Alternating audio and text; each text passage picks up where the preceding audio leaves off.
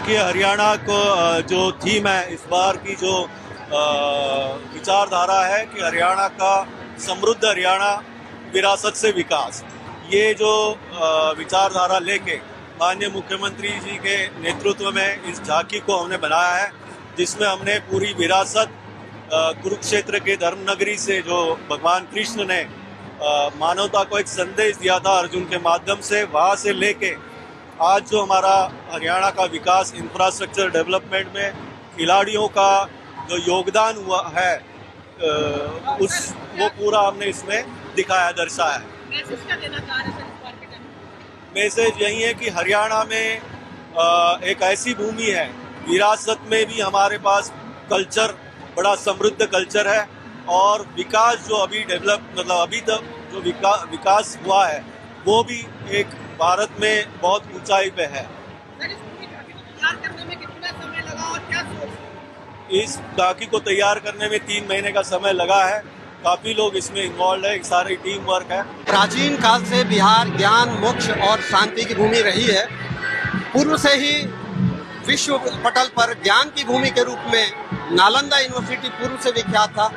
तो इस टैबलो के माध्यम से उस टेंजेबल विरासत को हम लोगों ने दिखाने का प्रयास किया है नालंदा रुइंस के रूप में, और उस ज्ञान की भूमि को, बिहार को ज्ञान की भूमि में पुनर्स्थापित विश्व पटल पे करने के प्रयास को हम लोग प्रदर्शित कर रहे हैं। अंतर्राष्ट्रीय नालंदा विश्वविद्यालय की स्थापना की गई है और इस नालंदा यूनिवर्सिटी का लोकार्पण विगत वर्ष 2024 में माननीय प्रधानमंत्री के स्तर से किया गया है।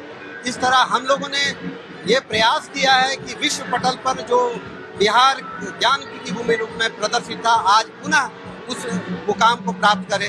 साथ ही बोध गया में बोधि वृक्ष है, जिसे हम लोगों ने प्रदर्शित करने का प्रयास किया है, जहाँ बुद्ध ने ज्ञान प्राप्त किया था और विश्व को ज्ञान से प्रतिभूत किया था। और उसी महात्मा बुद्ध की प्रतिमा जो घोड़ा कटोरा में हम लोगों ने स्थापित किया है, उसे हम लोगों ने ट्रेलर के प्रथम भाग में स्थापित करके प्रदर्शित किया है। उसे इको टूरिज्म स्थल के रूप में विकसित करने का जो प्रयास है, उसे हम प्रदर्शित कर रहे हैं। राम मनोहर त्रिपाठी नाम है मेरा, और मैं डिप्टी डायरेक्टर हूँ इन्फॉर्मेशन डिपार्टमेंट यूपी में। सर, इस बार क्या कुछ खास रहने वाला उत्तर प्रदेश की झांकी है? महाकुंभ भी है। महाकुंभ 2025 विरासत एवं विकास, ये हमारी झांकी की थीम है। इसमें हमने सांस्कृतिक विरासत, विकास और डिजिटल तीनों चीजों को जो है इसमें दर्शाया है। सनातन के साथ साथ हमारे देश में और प्रदेश में किस तरह विकास हो रहा है, उसको प्रदर्शित करने का प्रयास किया है। झांकी के मुख्य भाग में महाकुंभ क्यों होता है, समुद्र मंथन के माध्यम से जो 14 रत्न निकले थे उनको दर्शाया है। इसके साथ इतने महाकुंभ पर्व में जो बहुत दूर दराज से बड़ी संख्या में श्रद्धालु आते हैं, उनको क्या कुछ सुविधाएं मिल रही है, कैसे वो प्राप्त करेंगे डिजिटल माध्यम से, उसको प्रदर्शित किया है हमने झांकी में। और श्रद्धालु किस तरह से आते हैं और स्नान करते हैं महाकुंभ में, वो हमने म्यूरल के माध्यम से झांकी में प्रदर्शित किया है। कितना टाइम लगा सर इस झांकी को तैयार करने में? कितनी मेहनत लगी? लगभग 15 से 20 दिन लगे। कितने आर्टिस्ट हैं सर? इसमें 16 आर्टिस्ट हैं जो हमारी सांस्कृतिक विरासत को अपने नृत्य और गायन के माध्यम से प्रदर्शित करेंगे। और इसकी सबसे बड़ी खास बात यह है कि जो डिजिटल महाकुंभ है, माननीय मुख्यमंत्री जी वहाँ की सारी व्यवस्था को स्वयं मॉनिटरिंग कर रहे हैं, ताकि जो भी हमारे श्रद्धालु जन आ रहे हैं उनको कोई दिक्कत ना हो और हर परेशानी को दूर करने का हर संभव प्रयास भी हो रहा है। इस बार जो उत्तराखंड की झांकी है उसमें सांस्कृतिक विरासत और एडवेंचर स्पोर्ट्स यानी एडवेंचर टूरिज्म को दिखाया गया है।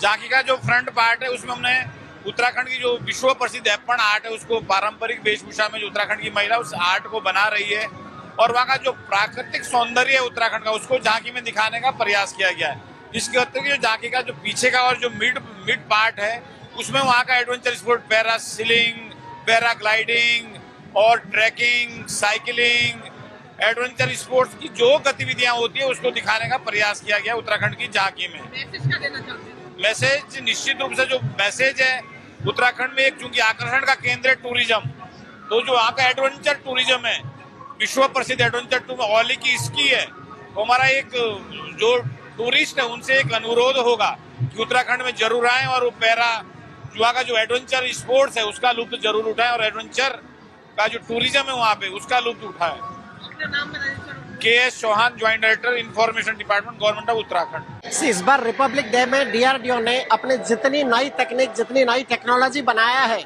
उसको आगे लेते हुए अपने इंडियन इंडस्ट्रीज के द्वारा काफी सारे सिस्टम्स हम बनाए हैं, और उस सारा सिस्टम्स को एकत्रित करते हुए हमने एक टोटल सॉल्यूशन जो कर्तव्य पथ में इस बार हम दिखा रहे हैं, उसका अर्थ यह है कि रक्षा कवच की तरह डीआरडीओ के सिस्टम्स पूरा देश की सुरक्षा करेगा।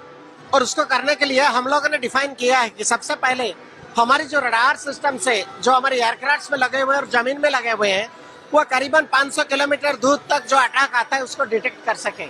सिमिलरली जो सैटेलाइट हमारे पास है और उसमें जो इलेक्ट्रॉनिक इंटेलिजेंस लगा हुआ है, उससे देखते हुए हमें पता चलेगा कि किसी इलेक्ट्रॉनिक अटैक जब हमारे देश की तरफ आता है, ये होता है पहली लेयर। ये लेयर से जब हम पता चलता है कि कोई अटैक है, हमारी काउंटर अटैक का 4 लेयर ऑफ डिफेंस इस बार हम दिखा रहे हैं। लेयर 1 में हम माइक्रोवेव रेडिएशंस देकर इलेक्ट्रॉनिक्स को डिफंक्ट करते हैं। लेयर 2 में हमारी मिसाइल्स रहती है, क्विक रिएक्शन मिसाइल, वो डायरेक्टली पिन पॉइंट अटैक करके मिसाइल्स को डिस्ट्रॉय करता है। लेयर 3 में हमारा रहता है attacks, this is called the all electric drive gun. 105 mm से लेकर डिफरेंट शेल फायरिंग से कैसे हम डिफंक्ट करते हैं हमारे अटैक को। लेयर 4 रहता है सबसे लेटेस्ट टेक्नोलॉजी का laser. Laser as a weapon हम यूज करते हैं ताकि पिन पॉइंट अटैक होके हमारी मिसाइल्स और अटैक ऑब्जेक्ट डिफंक्ट हो। मैसेज क्या रहने वाला है सर इस बार की? जो मेन बेसिस इस बार रहा है ये वही है कि आज की टेक्नोलॉजी लेते हुए हम क्विकली एक एरिया को प्रोटेक्शंस देना चाहते हैं, चाहे वो जमीन के ऊपर हो या जमीन के नीचे हो। As underwater protection systems, सारी सिस्टम्स टुगेदर एकत्रित होते हुए कुछ मल्टी लेयर ऑफ डिफेंस हम कैसे हमारे सिस्टम्स को प्रोटेक्ट कर सकते हैं। गोवा की झांकी में इस बार हम ये दिखा रहे हैं गोवा की कावी कला जो है, जो हम ट्रैक्टर पोर्शन पे दिखा रहे हैं। कावी कला एक प्राचीन कला है जो एस्टेंग्विश हो रही थी, जिसे माननीय प्रधानमंत्री ने मन की बात में उसका उल्लेख करके उसके बारे में प्रेरणा दी है। तो हम ये आगे जो दिखा रहे हैं वो कावी कला दिखा रही है, और ऊपर में जो दिखा रही है वो दिवस बोला तो एक मिट्टी का दिया है जो गोवा का ट्रेडिशनल लैंप है, तो उसको दिखा के गोवा का ट्रेडिशन की विरासत गोवा की दिखा रहे हैं। गणतंत्र दिवस के शुभ अवसर पर भारत मौसम विज्ञान विभाग पृथ्वी मंत्रालय की तरफ से एक झांकी हम लेकर आ रहे हैं। ये लक्ष्य यही है कि कैसे हम विरासत से विकसित हो रहे हैं, कैसे एंशियंट एरा में मौसम और जलवायु को जानकारी को जैसे लोग इस्तेमाल कर रहे थे, अभी अत्याधुनिक काल में कैसे सभी टूल्स एंड टेक्नोलॉजी को इस्तेमाल करते हुए भारत मौसम विज्ञान विभाग लोगों के पास मौसम जलवायु को जानकारी पहुंचा रहे हैं। आपदाओं से मुक्ति पाने के लिए कैसे लोगों को सशक्त कर रहा है अर्ली वार्निंग के जरिए, ये हम दर्शाएंगे।